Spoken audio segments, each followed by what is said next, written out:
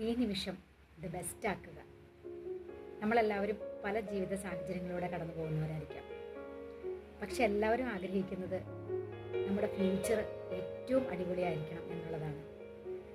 എന്നാൽ മനസ്സുകൊണ്ട് നാം ഇപ്പോഴും ഭൂതകാലത്തിൽ തന്നെയാണ് ജീവിക്കുന്നതെങ്കിലും അന്നുണ്ടായ പല മോശം സാഹചര്യങ്ങളും അതിന് കാരണക്കാരായ വ്യക്തികൾ ഇതെല്ലാം നമ്മുടെ മനസ്സിൽ കുടുങ്ങിക്കിടപ്പുണ്ടാകാം.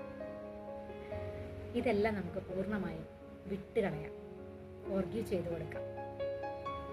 ഇങ്ങനെ ചെയ്യുന്നതിലൂടെ നമ്മുടെ മനസ്സിൽ കുറച്ചധികം ഫ്രീ സ്പേസ് ഉണ്ടാകും.